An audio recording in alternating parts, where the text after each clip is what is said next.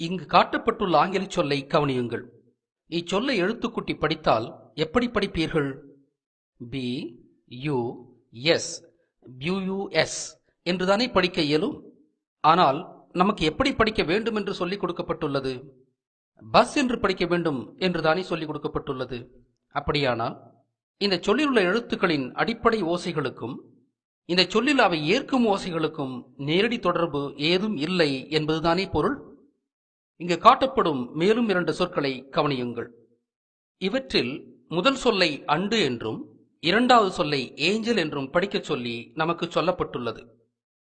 இவற்றை எழுத்துக்கூட்டி படித்தால் இவ்வாறு படிக்க முடியாதென்பது ஒருபுறம் இருக்க, அவர்களின் பரிந்துரையின்படியே கூட இந்த 2 சொற்களில் உள்ள முதல் எழுத்தான ஏவிற்கு வெவ்வேறு ஓசைகளைத்தான் பயன்படுத்துகின்றனர். அண்டில் உள்ள ஏவிற்கு அ என்ற ஓசையையும் ஏஞ்சலில் உள்ள ஏவிற்கு ஏ என்ற ஓசையும் தான் பயன்படுத்துகின்றனர். இதிலிருந்து நாம் உணர்வது என்ன? ஆங்கில எழுத்துக்களின் அடிப்படை ஓசைகளுக்கும் சொற்களில் அவை மேற்கொள்ளும் ஓசைகளுக்கும் நேரடி தொடர்பு இல்லை. அது மட்டுமல்ல, ஒரே எழுத்தை விதவிதமான சொற்களில் வெவ்வேறு ஓசைகளை தாங்குகின்றன. எனவே ஆங்கிலம் கற்பிக்கும் போது எழுத்துக்களையும் அவற்றின் ஓசைகளையும் சொல்லிக் கொடுத்தால் மட்டும் போதாது, ஒவ்வொரு சொல்லையும் உச்சரிக்க கற்றுக் கொடுப்பது இன்றியமையாதது. ஆக அந்த மொழியை கற்பது கடினமானது என்பது மட்டுமல்ல, ஆங்கிலம் அடிப்படையான ஒரு லாஜிக் இல்லாத மொழி என்பதும் புலனாகிறது. இங்கு காட்டப்பட்டுள்ள தமிழ் சொல்லை எழுத்துக்கூட்டி படியுங்கள். வ ந இக் க இம் வணக்கம். எந்த மயக்கமும் இல்லாமல் படிக்க முடிகிறது அல்லவா? இன்னும் ஒரு சொல்லை முயலுவோமா? த மீ ழ இர் தமிழர். ஆக ஐயம் வேண்டாம், தமிழில் ஒவ்வொரு எழுத்துக்கும் என்ன அடிப்படை ஓசை கற்பிக்கப்பட்டுள்ளதோ அதே ஓசைதான் சொற்களிலும் மாறுபாடின்றி புழங்குகிறது. இதைத்தான் மயங்கா மரபின் எழுத்துமுறை காட்டி என்று தொல்காப்பியர் எழுத்துக்களை வர்ணிக்கிறார். இதன் பொருள் நிலையான ஓசைகள் கொண்டவைதான் தமிழ் எழுத்துக்கள் என்பதாகும். ஆக தமிழோடு ஆங்கிலத்தை ஒப்பிட்டு நோக்கும்போது ஒரு அடிப்படையான உண்மை புலப்படுகிறது. தமிழ் எழுத்துக்களுக்கு நிலையான ஓசை உண்டு, ஆங்கில எழுத்துக்களுக்கு நிலையான ஓசை இல்லை என்பதுதான் அது. இது ஏன் என்று நாம் அலசும்போது முதன்மையான ஒரு காரணமாக வெளிப்படுவது ஆங்கிலத்தின் எழுத்து பற்றாக்குறைதான். ஆங்கிலத்தில் மொத்தமும் 26 எழுத்துகளும் அவற்றுக்கான ஓசைகளுமே உண்டு. ஒரு மொழியை புழங்க இந்த சொற்ப அளவான ஓசைகள் போதா. எனவேதான் சொல்லின் உச்சரிப்புக்கு தகுந்தவாறு சொல்லில் பயன்படும் எழுத்துக்களுக்கு தேவையான ஒலிகளை ஓவர்லோடிங், அதாவது மிகையேற்றம் செய்து கொண்டனர். ஆங்கிலம் போன்ற மேலை மொழிகளுக்கு ஏன் தேவையான எழுத்துக்கள் இல்லை என்பதே நாம் வியந்து கேட்கும் கேள்விதான். இதை பற்றி விரிவாக வேறொரு படைப்பில் காணலாம். மேலும் செல்லும் முன் ஆங்கிலம் பற்றி மேலும் சிலவற்றை காண்போம். ஆங்கிலத்தில் வவல்ஸ் எனப்படும் 5 எழுத்துக்களும் கான்சனன்ட்ஸ் என்று சொல்லப்படும் 21 எழுத்துக்களுமே உள்ளன. இந்த வவல்ஸ் என்பவை தமிழில் உயிரெழுத்துகளுக்கு சமமானவை. கான்சனன்ட்ஸ் என்பவை தமிழின் உயிர்மெய்களுக்கு ஓரளவுக்கு நேரானவை. ஆங்கிலத்தில் மெய்யெழுத்து என்ற வகையே இல்லை. ஆனால் இவ்வெழுத்துகளுக்கான தேவை ஆங்கிலத்திற்கு உண்டு. காட்டப்படும் சொல்லை கவனியுங்கள். இந்த சொல்லில் இறுதியில் வரும் 2 எழுத்துக்களுமே மெய்யெழுத்துக்கு இணையான ஒலிகளையே கொண்டுள்ளன.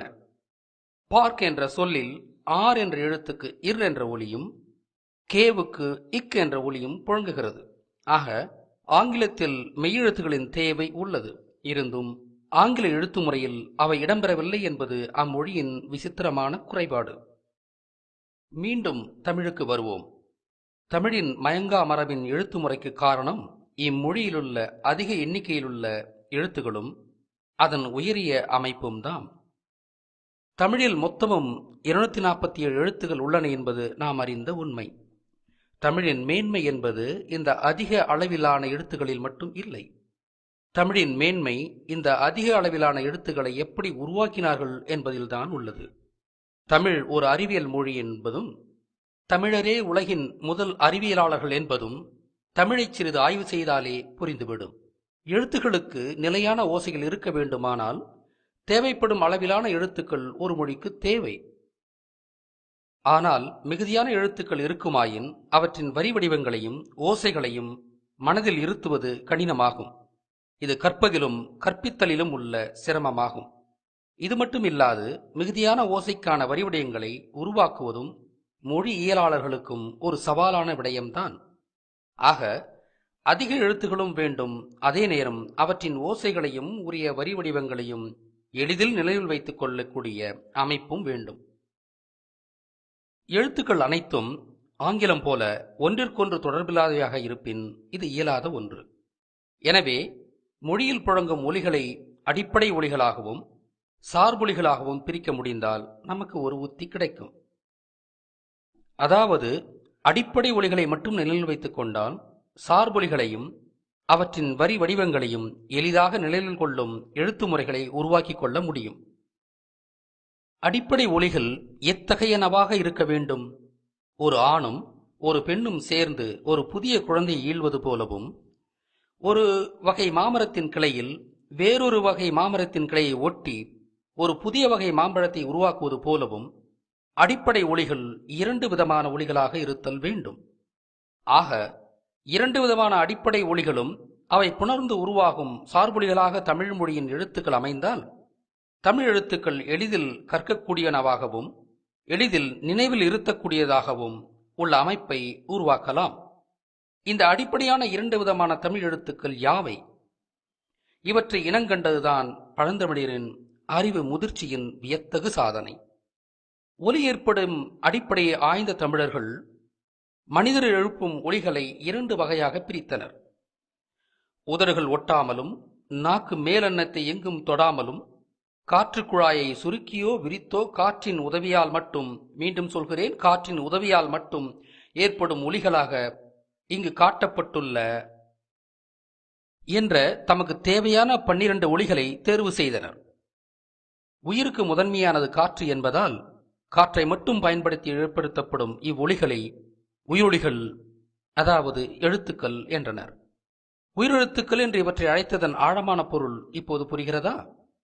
அடுத்து, உதடுகள் ஒட்டியோ நாக்கு மேலெண்ணத்தை தொட்டோ ஏற்படுத்தப்படும் ஒலிகளை உடல் ஒலிகள், அதாவது மெய்யொலிகள் என்று வகைப்படுத்தினர். அவை இங்கு காட்டப்பட்டுள்ள 18 ஆகும். இவ்வொலிகளை ஏற்படுத்தும் போது காற்றின் பங்கை விட உடலின் பங்கே அதிகம் என்பதால் இவற்றுக்கு மெய்யொலிகள் என்று பெயர் சூட்டப்பட்டது. ஆக மெய்யெழுத்துக்கள் என்று இவற்றை அழைத்ததன் ஆழமான பொருள் இதுதான். தமிழ் இயற்கையின் கொடை, மனித சமூகத்தின் ஒப்பற்ற செல்வம். தமிழை அடியொற்றி உருவான இந்திய மொழிகளில் கூட உயிர் மெய் என்ற காரண பெயர்களால் இவ்வகை எழுத்துக்கள் அழைக்கப்படவில்லை. இது பழந்தமிழரின் ஆழ்ந்த தனித்துவமான புலமையை வெளிச்சம் போட்டு காட்டுகின்றன. தமிழர்கள் 12 உயிரெழுத்துக்களையும் 18 மெய்யெழுத்துக்களையும் இனங்கண்டதால் இயற்கையில் மொத்தமும் இவ்வளவுதான் இருக்கின்றன என்று பொருள் அல்ல. தமிழின் சொற்களை உருவாக்க இந்த உயிர் மெய் எழுத்துக்கள் போதும் என்பதால் இவற்றை மட்டும் தமிழர்கள் தேர்வு செய்தனர். இவ்வாறாக 2 விதமான அடிப்படையான ஒலிகளை அடையாளம் கண்டபின் சார்பெழுத்துக்கள் எப்படி உருவாகின்றன என்று பார்க்கலாமா? இக் என்ற மெய்யோடு ஆ என்ற உயிர் சேர்ந்தொலிக்கும் போது கா என்ற புதிய ஒலி பிறக்கிறது.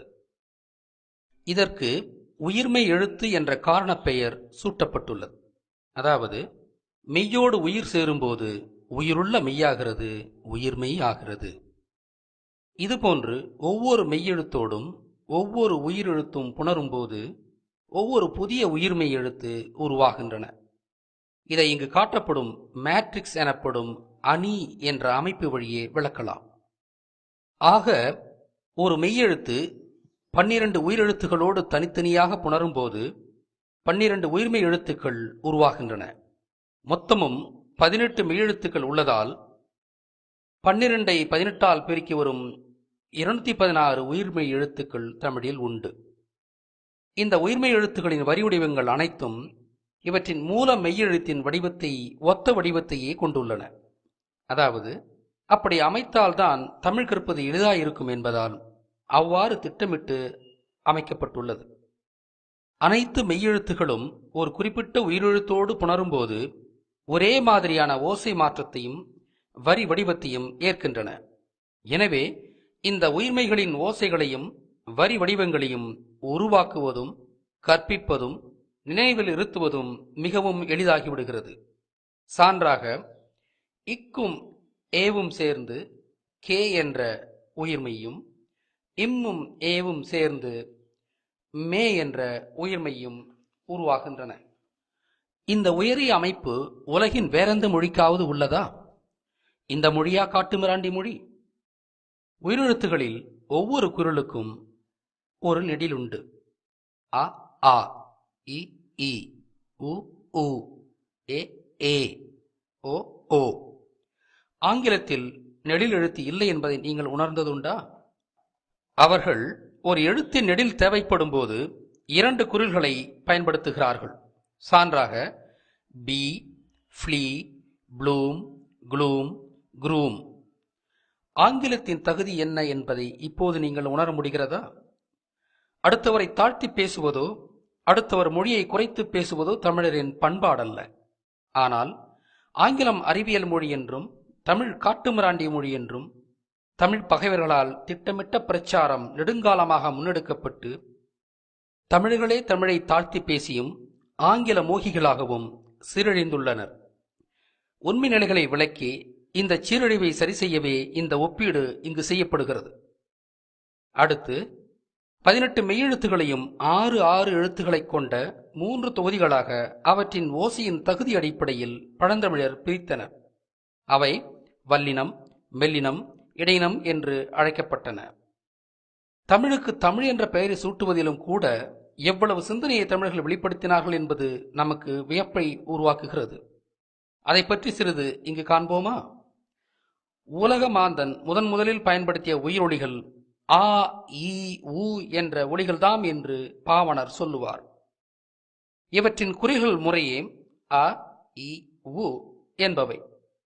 ஆ என்பது படர்க்கையையும், ஈ என்பது தன்னிலையையும், ஊ என்பது முன்னிலையையும் சுட்டும் எழுத்துக்களாகும். தமிழின் மெய்யெழுத்துகளில் வல்லினத்தில் ஒன்றும் மெல்லினத்தில் ஒன்றும் இடையினத்தில் ஒன்றுமாக 3 மொய்யெழுத்துக்களை தேர்ந்தெடுத்தனர். அவை இத், இம், இழ் என்பவை. இந்த 3 மெய்களுடன் உலகின் முதல் உயிரெழுத்துக்களை வரிசைப்படி முறையே கூட்டி இத்தும் ஆவும் சேர்ந்து தாவாகவும், இம்மும் ஈயும் சேர்ந்து மீயாகவும், ஈழும் ஊவும் சேர்ந்து ழுவாகவும் என்று தமிழ் என்று ஆக்கி பிறகு கடையெழுத்திலுள்ள உகரத்தை தவிர்த்து தமிழ் என்று அழைத்தனர். தமிழ் தமிழ் என்று திரும்ப திரும்ப சொன்னால் அது அமிழ்து அமிழ்து என்றவாறு ஒலிக்கும். அதனாலும் கூட மெய்யெழுத்துகளில் இந்த 3ஐயும் பழந்தமிழர்கள் தேர்ந்தெடுத்திருப்பார்கள் என்று நாம் கருதலாம். மொழி தோன்றும் காலங்களில் மொழிக்கு பெயரிடப்படுவதில்லை. அதுவும் தமிழ் மூத்த மொழி என்பதால் பெயரிடும் தேவை தமிழுக்கு ஆதியில் இல்லை. மற்ற மொழிகள் உருவான பிறகுதான், மற்ற மக்களுடன் தமிழர்கள் உறவாடத் தொடங்கிய பிறகுதான் தமிழை பெயர் சொல்லி அழைக்க வேண்டிய தேவை ஏற்பட்டிருக்கும். ஆக தமிழுக்கு பெயரிடப்பட்ட காலங்களில் தமிழ் வளர்ச்சியடைந்த மொழி என்றும் முன் சொன்ன நமது கருதுகோள்கள் பொருத்தமானவை என்றும் அறிக. ஆக ஒவ்வொன்றிலும் ஒரு ஆழமான கருத்தையும் இலக்கணத்தையும் காணக்கூடிய இந்த மொழியா ஒரு காட்டுமிராண்டி மொழி? தமிழ் மொழியின் மாண்புகள் என்பவை இவை மட்டுமல்ல. நாம் எடுத்துக்காட்டியது ஒரு தொடக்க நிலை உண்மைகள்தாம். சொல்ல வேண்டியவை ஏராளம். வேறு படைப்புகளில் அவற்றை காணலாம். நமது ஆதங்கம் சில தற்குறிகளின் பசப்பு பேச்சை கேட்டு தமிழனே தமிழை பகைத்தும் ஆங்கில மோகம் கொண்டும் சீரழிந்துள்ளானே என்பதுதான். எப்பொருள் யார் யார் வாய் கேட்பினும் அப்பொருள் மெய்ப்பொருள் காண்பது அறிவு. எப்பொருள் எத்தன்மைத்து ஆயினும் அப்பொருள் மெய்ப்பொருள் காண்பது அறிவு என்ற ஆழ்ந்த ஞானம் கொண்ட தமிழ்ச் சமூகம் எடுப்பார் கைப்பிள்ளையானது எப்படி? 1000 ஆண்டின் அந்நியர் ஆட்சியா? நீண்டகால அடிமைத்தனத்தின் விளைவா? சிந்திப்பீர் தமிழர்களே, சிந்திப்பீர்.